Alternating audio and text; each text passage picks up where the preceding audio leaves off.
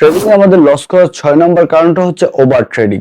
ভাই আপনি যত হাজার ক্যাপিটাল ডলার নিয়ে আসেন না কেন, আপনি যখন ওভার ট্রেডিং করবেন তখন আপনি আপনার ব্যালেন্সটা জিরো করে ফেলবেন।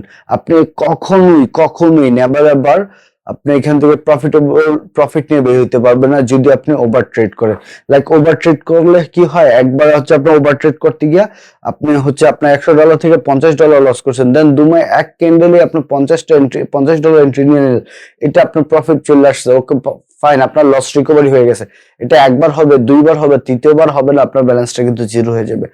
আর কট্রেক্স বলেন, ফরেক্স বলেন, বাইনারি অপশন বলেন বা ক্রিপ্টোতে বলেন, কোন ট্রেডিং প্ল্যাটফর্মে যারা ওভার ট্রেড করে তারা কখনোই তাদের ক্যারিয়ারটা লং করতে পারে না। তারা হয়তো একটা নির্দিষ্ট পরিমাণ অ্যামাউন্ট নিয়ে মার্কেট আসে, অ্যামাউন্টটা লস করে দেন মার্কেট থেকে বের হয়ে যায়। তারা কখনোই প্রফিটেবল ট্রেডার হতে পারে না ওভার ট্রেড যারা করে। সো ওভার ট্রেড কখনোই করা যাবে না।